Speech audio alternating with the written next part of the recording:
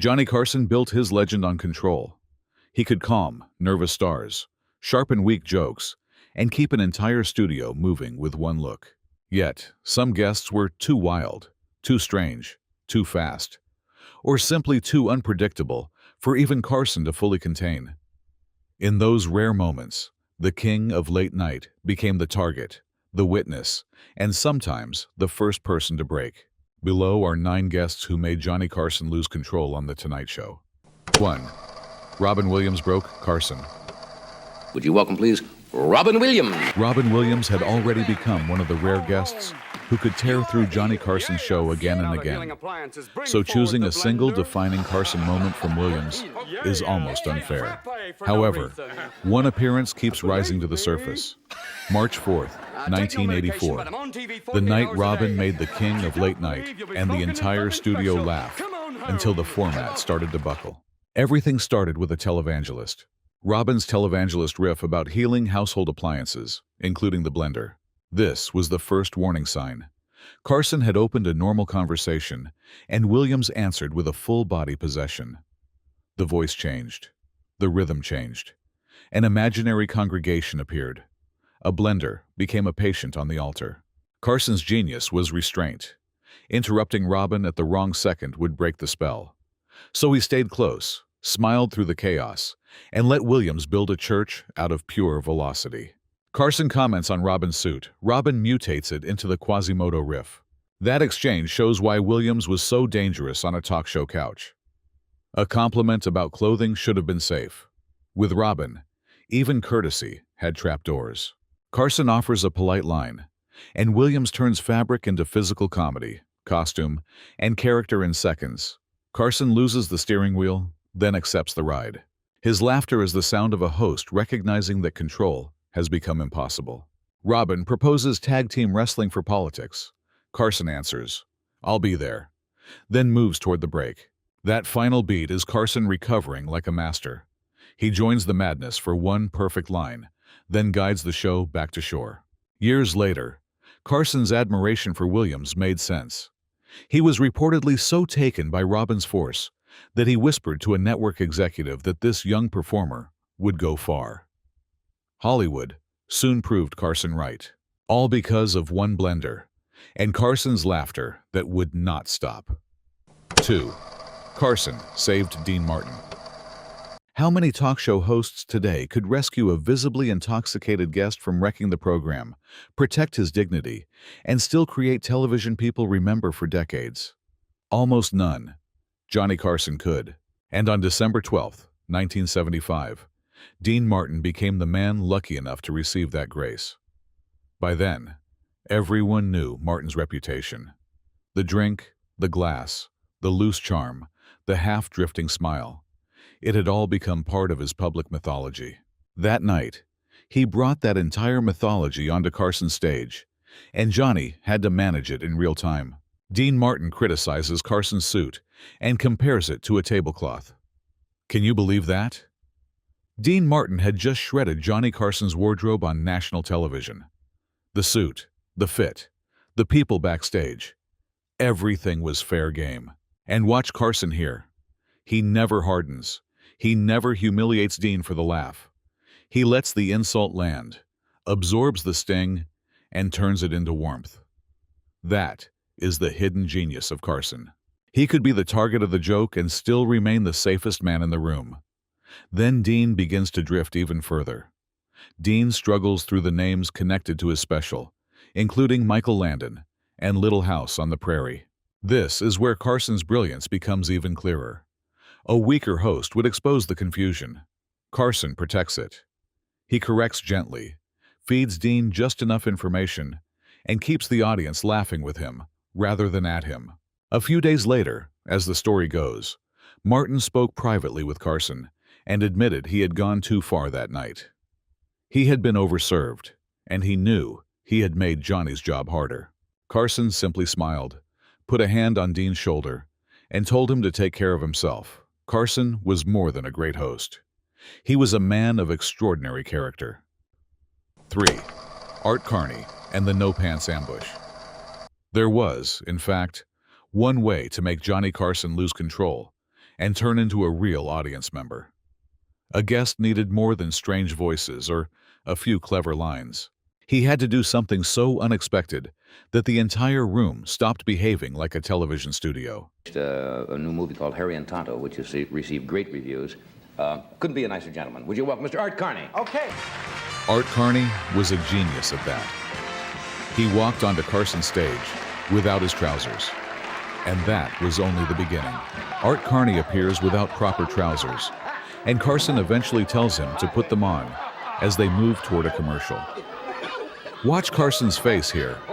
This is no polished host laugh. This is Johnny being ambushed. The entire ritual of late-night television has been broken before the interview can even begin. The guest is supposed to enter, wave, sit down, and settle into conversation. Carney turns the entrance itself into the joke. Carson surrenders because there is nothing else to do. He laughs like everyone else in the room. Then, in the same breath, he finds the shape of the show again. Put your trousers on becomes more than a line. It becomes a rescue device. Carson turns embarrassment into timing, chaos into a commercial break, and a wardrobe disaster into a memory. Then Carney reaches for the heavy artillery. Carney pulls out the ready whip and begins another wave of physical comedy. This is where Carson fully gives Carney the floor. He knows he is watching an old-school comic craftsman at work. Carney does not need a neat setup. He needs an object, a rhythm, and a room willing to follow him. Carson becomes the first spectator, laughing, guiding, then stepping aside again. That is what made Carson extraordinary. He could be swept away by emotion like anyone else, then stay alert enough to keep the conversation funny without letting it cross the line. Who does that now? Sadly, no one. 4. Don Rickles roasted Carson's throne.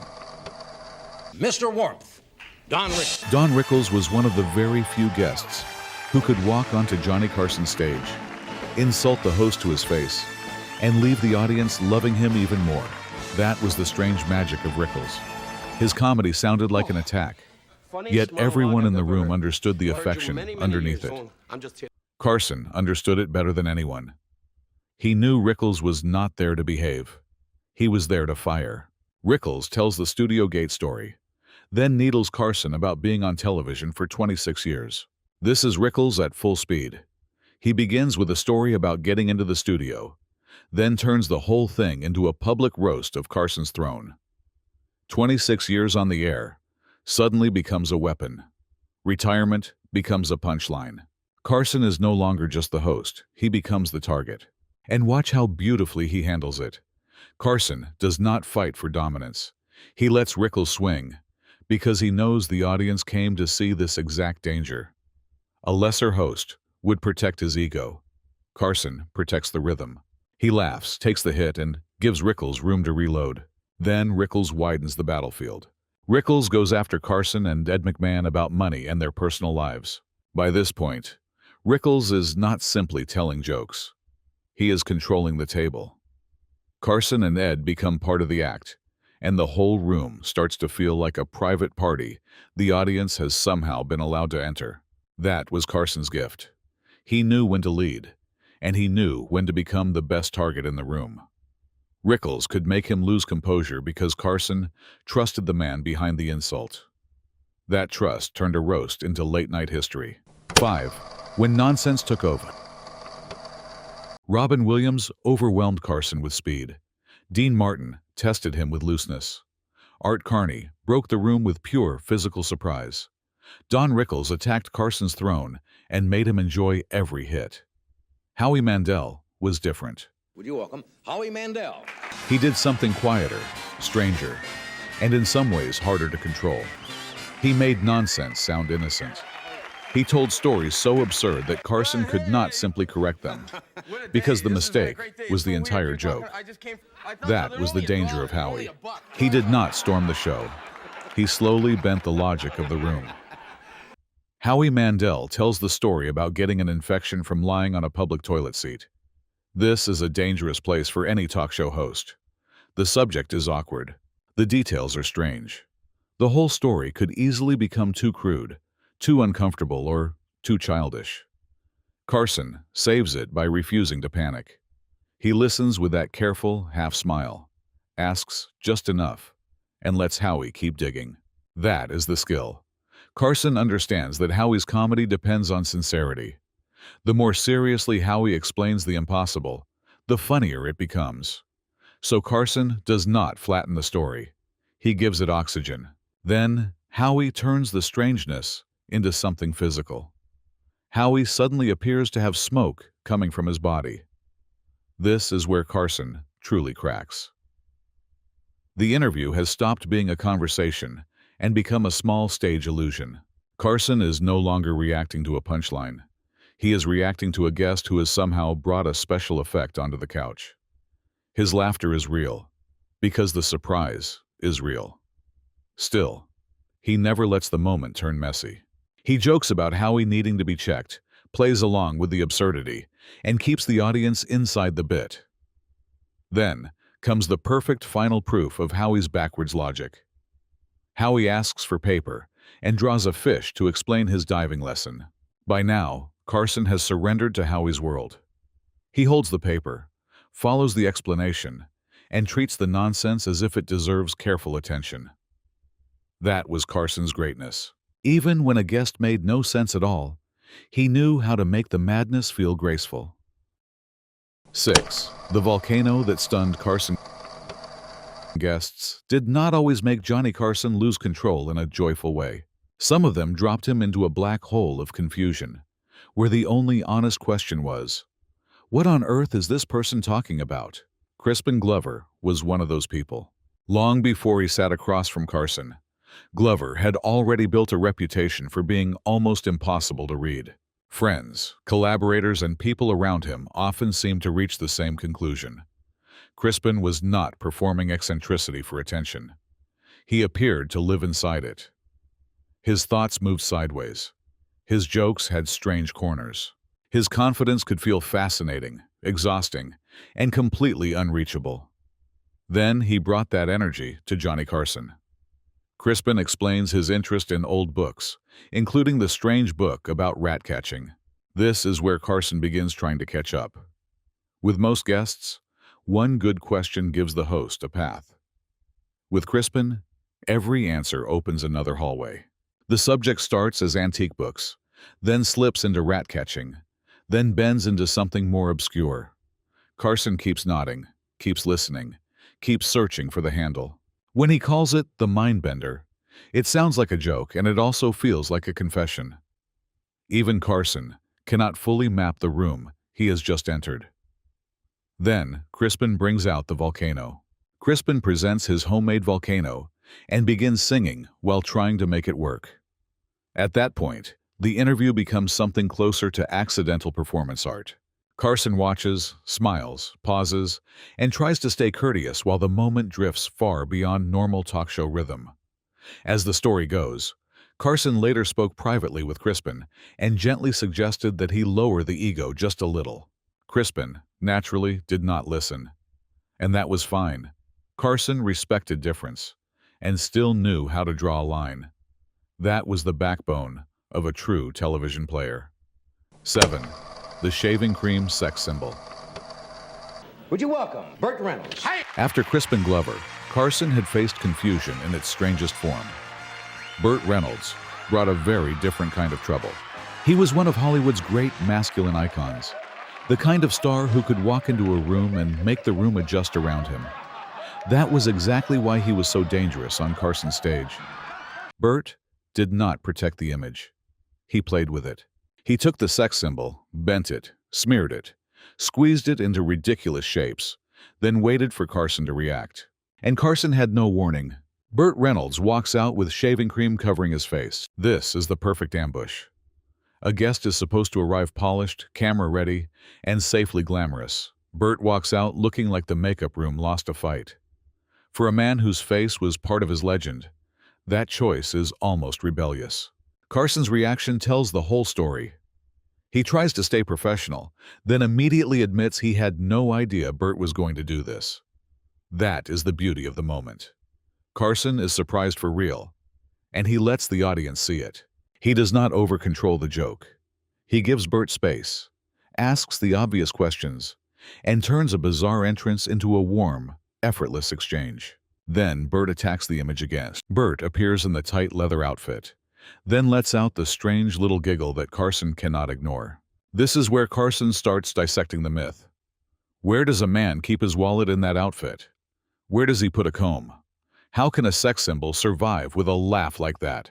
Those questions sound playful, and they are doing real work. Carson is taking Bert's self-mockery and giving it structure. Bert makes himself ridiculous. Carson makes the ridiculous charming. That was the gift. Carson never made Bert smaller. He helped the audience enjoy a star secure enough to laugh at himself. 8. When Fowler lost the animals. Animal guests always brought a special kind of danger to Johnny Carson's stage. A comedian could be interrupted. A movie star could be redirected. A strange story could be softened with one good question. Animals followed no cue cards. That was why Jim Fowler's visits were so valuable and so dangerous. Fowler was the expert. He was supposed to be the calm center of the storm, the man who understood the creature on the desk better than anyone else in the room. Then the creature would do something Fowler clearly did not expect. The Goliath beetle suddenly starts flying, surprising both Carson and Fowler. This is a perfect Carson moment because the fear changes shape in real time. At first, Johnny is reacting to the insect. Then, Fowler admits he did not know the beetle could fly, and Carson immediately sees the larger joke. The expert has lost his edge. That is when Carson attacks with that beautiful line. "What the hell else don't you know about him?" It is funny because it says what everyone in the room is suddenly thinking. If the man who brought the animal did not know it had wings, what else is still hiding inside this little monster? Poison, a temper, a personal grudge. Carson turns uncertainty into comedy. He makes the room laugh at the exact thing that made it nervous. Then, Fowler faces a very different problem. The Jackson's chameleon refuses to change color during the demonstration. This time, nature causes trouble by doing absolutely nothing. Fowler sets up the promise. The audience waits. Carson watches the demonstration slowly run out of oxygen. That is another kind of host nightmare. A failed stunt creates silence, and silence on late-night television is deadly. Carson saves it by naming the failure gently. The chameleon is too disturbed. It is not going to perform. Then he moves toward the break before the moment becomes awkward. Carson's truly genius with animals. Whether they flew when they should have stayed still, or stayed still when they were supposed to transform, he always found the laugh hiding inside the collapse. 9. The fake bird that beat Carson. To close the video, we arrive at perhaps the strangest guest Johnny Carson ever had to handle. It was not a person. It was not exactly an animal. In truth, it is difficult to say what it was. It was Emu. Rod Hull brought the bird onto Carson's stage like a harmless comedy puppet. Within seconds, that illusion was gone. Emu did not behave like a prop.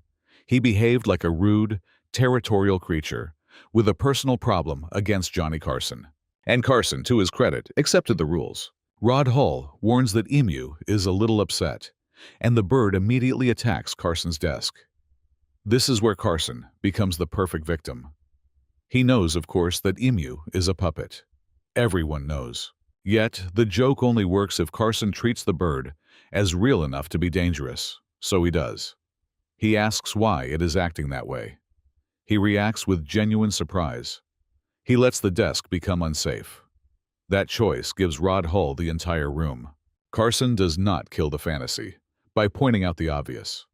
He honors the absurdity, and because of that, the absurdity becomes funnier.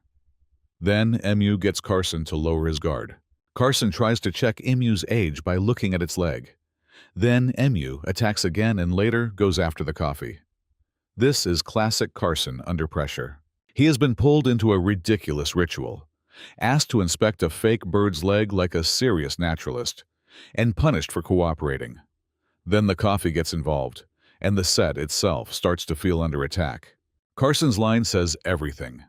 That bird does not like him.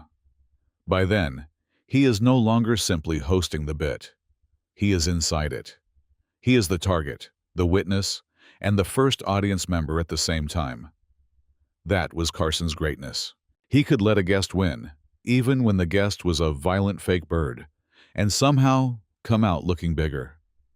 Outro Johnny Carson's greatest gift was never simply control. It was knowing when to release it. Across these moments, he became the target, the witness, the straight man, and sometimes the helpless audience member. Every laugh revealed the same truth. Carson trusted the room, trusted the guest, and trusted his own timing. That is why these clips still breathe decades later. Share your favorite Carson breakdown in the comments below now.